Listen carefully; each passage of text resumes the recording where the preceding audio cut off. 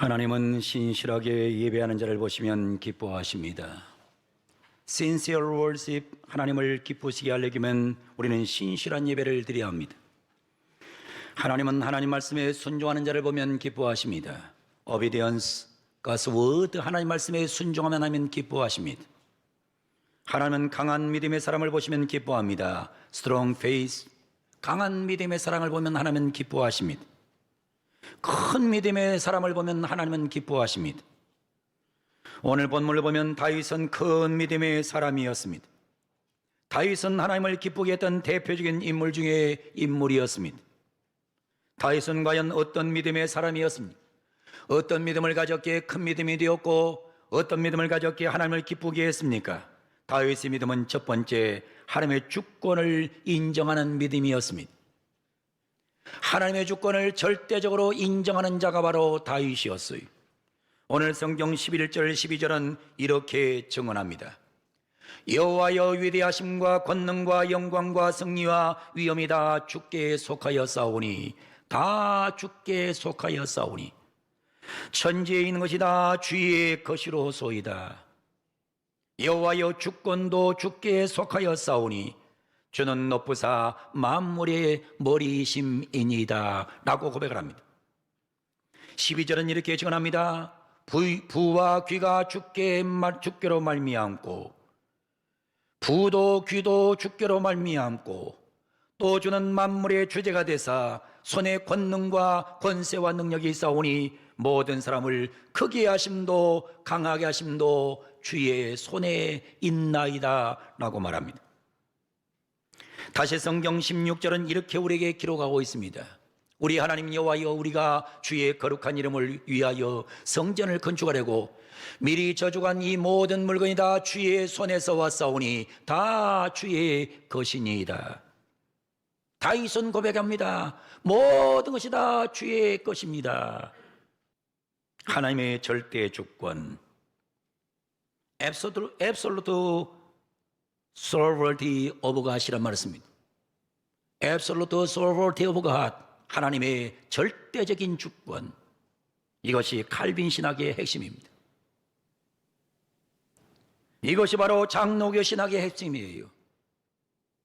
이것을 인정하는 것이 큰 믿음입니다. 강한 믿음입니다. 다윗은 하나님의 주권을 절대적으로 인정했습니다. 그의 믿음은 큰 믿음이었고, 그래서 하나님은 다윗을 좋아했고 하나님은 다윗을 사랑하셨습니다. 오늘 예배에 나온 사랑하는 성도 여러분, 다윗처럼 하나님의 절대 주권을 인정하는 믿음을 갖기를 주 이름으로 축원합니다. 하나님의 주권을 절대적으로 인정하세요. 모든 것이 하나님 것이라는 사실을 인정하세요. 거기서부터 위대한 믿음은 탄생되는 겁니다. 다윗은 두 번째, 감사하는 믿음을 가지고 살았습니다. 오늘 성경 13절 14절 보면 이렇게 기록합니다. 우리 하나님이여, 이제 우리가 주께 감사하며 주의 영화로운 이름을 찬양하나이다. 나와 내 백성이 무엇이간데 이처럼 즐거운 마음으로 드릴 힘이 있었나이까.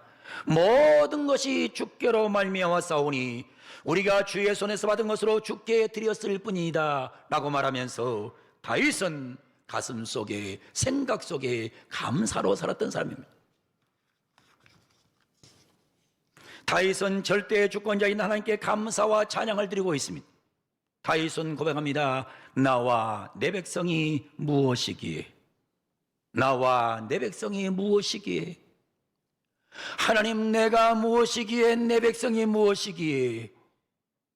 다윗은 이 고백을 하고 있는 거예요. 다윗은 이새의 집안 출신입니다. 이새의 아버지가 이방 여인 룻입니다. 이새의 할머니가 이방 여인 룻이에요. 이 룻의 피를 받고 이 땅에 태어난 다윗, 그래서 이새의 아들 다윗이라 말하면 별 볼 일 없는 집안입니다. 집안이 별 볼 일이 없어요. 그리고 다윗은 목동이었습니다. 다윗은 양을 치는 목종이었어요. 천한 직업의 소유자였어요. 다윗은 밧세바를 범한 죄인이에요. 그는 부족한 사람이었어요. 그래서 다윗은 자기를 표현할 때 항상 표현하는 단어가 있었어요. 그 단어가 뭐냐? 내가 무엇이기에. 내가 무엇이기에. 여러분, 이게 중요한 거예요. 내가 무엇이기에, 이게 중요한 겁니다. 내가 무엇이기에. 항상 믿음이 좋은 사람은 고백합니다. 하나님, 내가 무엇이기에 저를 부르셨습니까? 내가 무엇이기에 저를 위해 예수님이 십자가에 죽으셨습니까? 내가 무엇이기에 나를 구원해 주셨습니까? 내가 무엇이기에 내게 직분을 주셨습니까? 내가 무엇이기에 지금까지 살려두셨습니까? 이게 바로 다윗의 고백이었습니다. 다윗은 그래서 내가 무엇이기에, 내가 무엇이기에, 그렇기 때문에 자기의 부족함을 알았고 자기의 모자람을 알았고 자기의 죄를 알았기에 다윗은 날마다 그 가슴 속에 감사하는 마음이 넘쳐났던 사람이 다윗인데, 오늘 우리에게도 이런 고백이 있음으로 인해서 여러분의 가슴 속에 감사가 넘치는 아름다운 예배가 되기를 주의 이름으로 축원합니다. 손 얹고 따라합니다. 따라하겠습니다. 하나님, 내가 무엇이기에, 하나님, 내가 무엇이기에 나를 사랑하십니까? 내가 무엇이기에 나를 구원하셨습니까? 내가 무엇이기에 직분을 주셨습니까? 내가 무엇이기에 예배하게 하십니까? 여러분에게 이 고백이 있기를 주의 이름으로 축원합니다. 내가 무엇이기에, 내가 과연 무엇이기에. 여러분, 우리가 무슨 예배할 자격이 있습니까? 우리가 무슨 예배당에 나올 자격이 있습니까? 우리가 무슨 하나님을 만날 자격이 있습니까? 우리가 무슨 직분을 맡을 자격이 있습니까? 모든 것이 하나님의 은혜입니다. 우리에게 이 고백이 있기를 원합니다. 교만한 사람은 뭐라고 말할 줄 압니까? 내가 누군 줄 알아? 내가 누군지 알아? 별 볼 일도 없으면서 내가 누군지 아니에요. 교회까지 와갖고도 내가 누군지 알아? 내가 누군지 알아? 여러분이 불쌍한 거예요. 내가 누군지 알아? 믿음이 좋은 사람은 이런 단어를 쓴 적이 없어요. 내가 누구이기에, 하나님, 내가 누구이기에, 내가 무엇이기에. 그래서 다윗은 이 정신을 갖고 살았기 때문에 그는 항상 감사하면서 살았어요. 감사를 하다 보니까 하나님께 받은 게 너무 많아. 받은 것이 너무 많아. 받은 게 많으니까 다윗은 드리고 싶었어요. 드리고 싶었어요. 이 받음과 드림이 균형을 이루어야 아름다운 신앙생활을 유지할 수 있는 겁니다. 하나님께 받은 것이 많은데 드린 것이 없어. 이 믿음이 좋은 거 아니에요. 부모에게 받은 게 많아. 그런데 부모에게 드린 게 없어. 이거 불효자식이라 그래요. 스승에게 받은 것이 많아. 근데 스승에게 주는 게 없어. 이거는 못된 제자예요. 우리가 세상을 살면서 너무나 많은 걸 받았어. 너무나 많은 걸 받았는데 드리질 않아. 이건 망가진 인생을 사는 것입니다. 오늘 성경 다시 이렇게 성경 말하잖아요.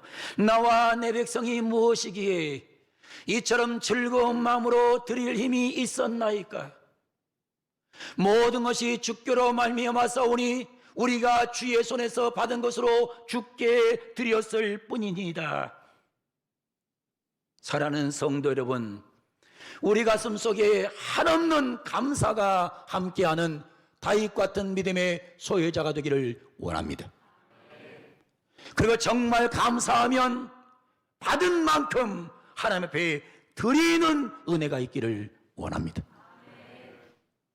뭐 교회에서 보면 조금 드려놓고 많이 드렸다고 생색내고, 뭐 내가 뭐 큰일 했다고 생색을 내요.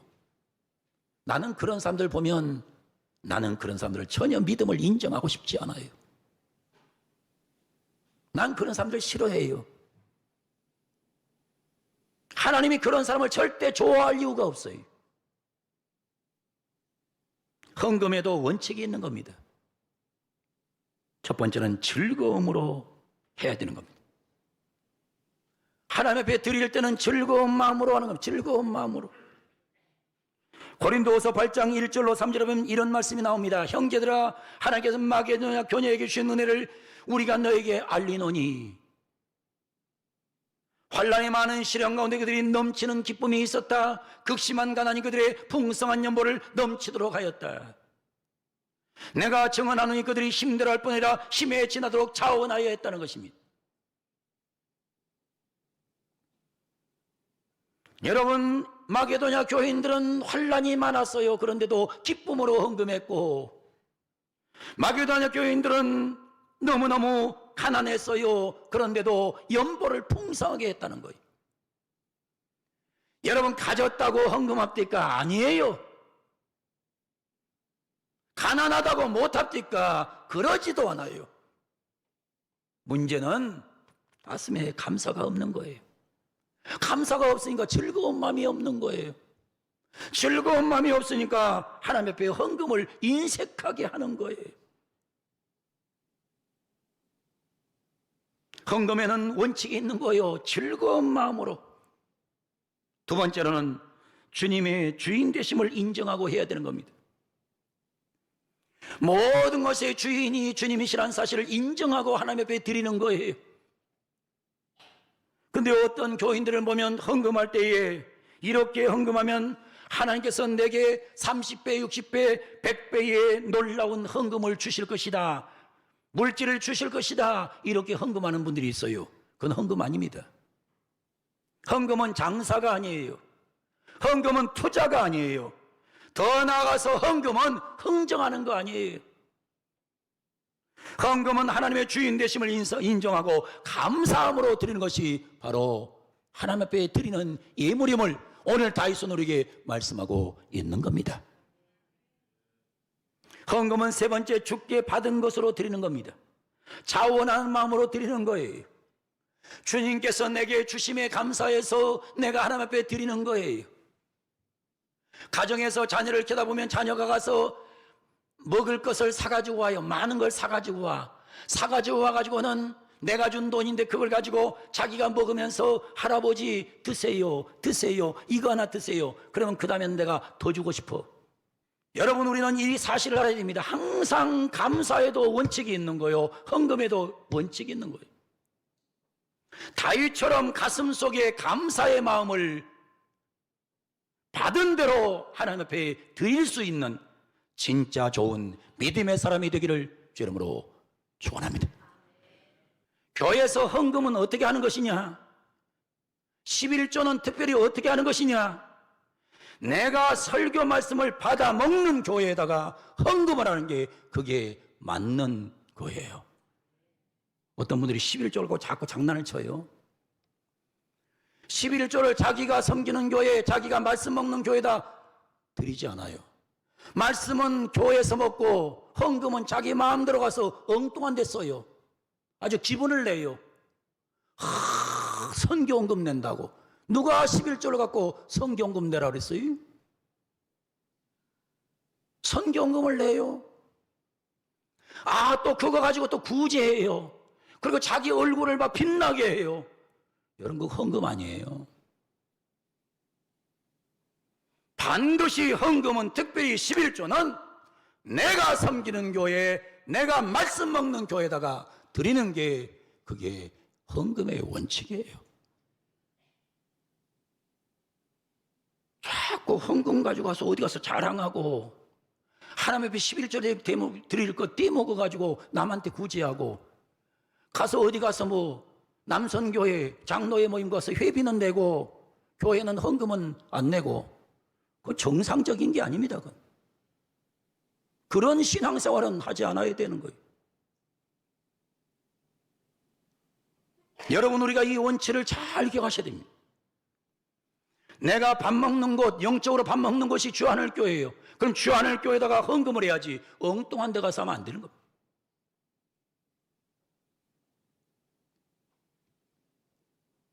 여러분, 항상 중요한 원리를 갖고 사셔야 됩니다. 다윗은 일평생 살면서 하나님, 내가 무엇이 간데, 내가 누구인 간데, 내가 무엇이 간데, 이 마음을 가지고 감사하는 마음으로 일평생 삶으로 그는 믿음 좋은 사람, 믿음 강한 사람이 됐는데, 여러분에게도 우리에게도 이런 역사가 일어나게 되기를 주 이름으로 축원합니다. 내가 누구이고 한데.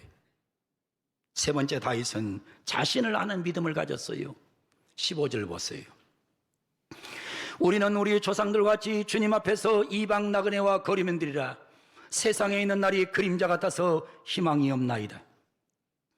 다윗은 자신이 나그네임을 믿었어요. 나그네는 오래 머무르지 않습니다.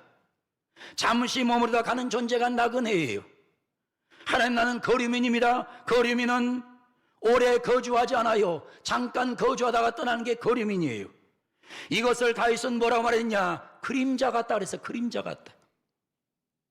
하나님, 내 인생은 그림자와 같습니다. 여러분, 인생은 그림자 같은 거예요. 사람 사는 거 그거 별거 없어요. 그림자 같은 거예요. 그림자가 갑자기 있었는데 조금 지나면 그림자는, 해가 지나가면 그림자는 사라지는 거예요. 다윗은 생각했어요. 하나님, 나는 그림자 같은 인생을 삽니다. 하나님, 나는 그림자입니다. 그림자 같은 인생을 살다 가는 거예요. 그가 이 땅에 살면서 욕심 부릴 이유도 없고, 미워할 이유도 없고, 누구를 향해 돌을 던질 이유도 없고, 누구를 신랄할 이유도 없고, 누구도 내 맘대로 안 된다고 저주할 이유도 없는 거예요. 얼마나 살겠다고, 얼마나 더 살겠다고 떠들고 다녀요. 무슨 의미가 있는 거예요? 다윗은 시편 39편 5절에 7절에 이렇게 말합니다. 주께서 나의 날을 한 뼘 길이만큼 되게 하시매. 한 뼘밖에 안 돼요. 인생 한 뼘밖에 안 돼. 근데 한 뼘밖에 안 되는데 살다 보니까 지금 얼마나 남았는지도 모르겠어요. 얼마 안 남은 것 같아. 인생 한 뼘밖에 안 된다고 다윗이 얘기하는 거예요. 하나님, 내 인생은 그림자입니다. 하나님, 내 인생은 한 뼘밖에 되지 않습니다. 그래서 다윗은 이렇게 말합니다. 주께서 나의 날을 한 뼘 길이만큼 되게 하사 나의 일생이 주 앞에서 없는 것 같사오니 사람은 그가 든든히 서 있을 때에도 진실로 모두가 허사뿐입니다. 사람 사는 거 별거 아니라고 다윗은 알고 있었어요.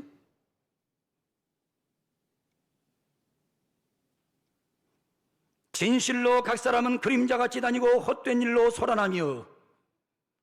진실로 각 사람은 그림자같이 다녀. 또 그림자 같대요.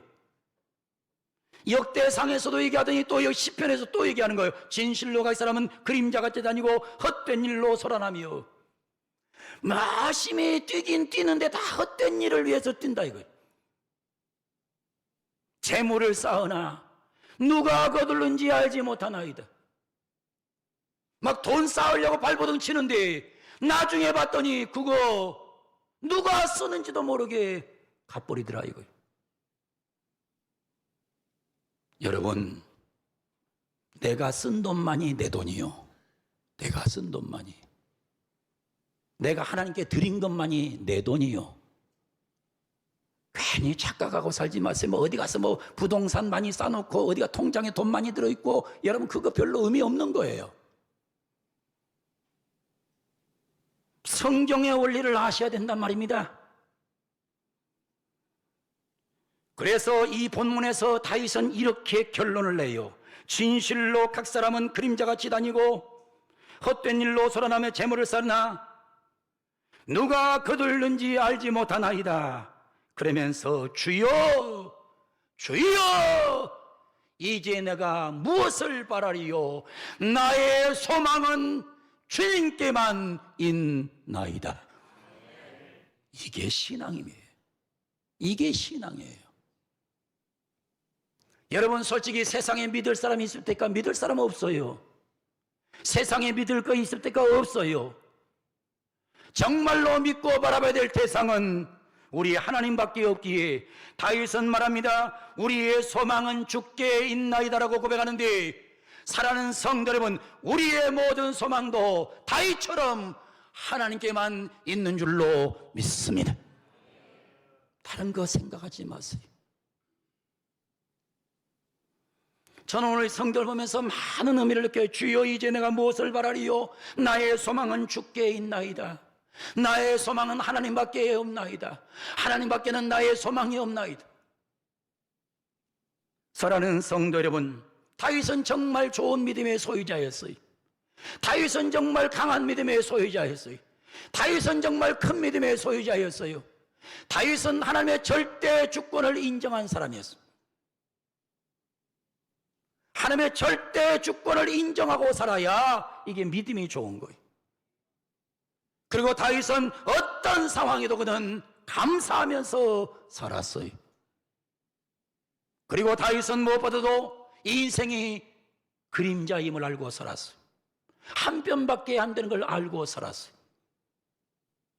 사순절 기간을 보내면서 우리 모두 다윗과 같은 큰 믿음, 강한 믿음을 가지고 세상을 살아가면서 여러분 때문에 하나님이 기뻐하고 여러분 때문에 다른 백성이 행복한 그런 세계를 만들어가게 되기를 주님의 이름으로 간절히 축원을 드립니다. 다윗의 믿음을 내게도 주시옵소서. 다윗의 믿음을 허락하여 주옵소서. 하나님, 나는 하나님의 절대 주권을 100% 인정합니다. 하나님 앞에 감사합니다. 하나님, 나는 그림자입니다. 내 인생은 한 편밖에 되지 않습니다. 라는 사실을 인정하고 말씀 붙잡고 승리하는 복된 백성들 되기를 주 이름으로 축원합니다.